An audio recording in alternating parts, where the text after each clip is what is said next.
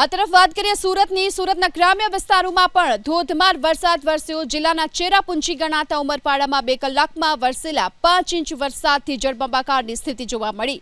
ઉમરપાડા તાલુકામાં વરસાદથી સ્થાનિક નદીઓમાં ઘોડાપૂરની સ્થિતિ છે। ટીવી સ્ક્રીન પરના દ્રશ્યો જુઓ। ઉમરપાડાથી ઉચવણને જોડતા કોઝવે પર વરસાદી પાણીના ધસમસતા પ્રવાહમાં એક મોપેડ તણાતા બચી હતી।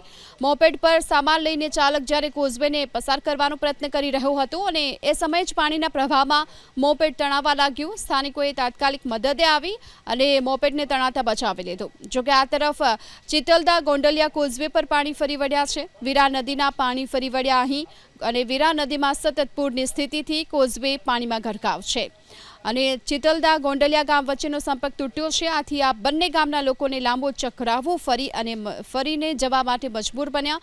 લો લેવલ કોઝવેને બદલે બેરલ બ્રિજ બનાવવા માટે સ્થાનિકો સતત માંગ કરી રહ્યા છે।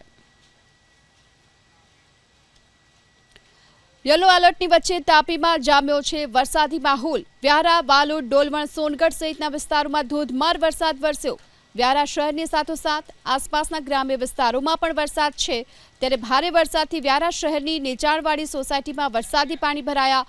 સમજુબા સોસાયટી નજીક રસ્તા પર વરસાદી પાણી ભરાયા છે, જેને લઈ સ્થાનિકોમાં રોષ જોવા મળ્યો। ગટર લાઇનની વ્યવસ્થા ન હોવાને કારણે આ સ્થિતિ છે। તો આ તરફ કાનપુરા ગામ જવા તરફનો રસ્તો વરસાદી પાણીમાં ગરકાવ છે। તાપી જિલ્લાની મેંઢોળા નદીમાં પણ ઘોડાપૂરની સ્થિતિ સર્જાઈ। વ્યારા શહેરમાંથી પસાર થાય છે મેંઢોળા નદી, જે હાલ બે કાંઠે વહી રહી છે। નદીમાં પૂર આવતા નદીના પટમાં ન જવા માટે સ્થાનિક પ્રશાસને લોકોને અપીલ પણ કરી છે।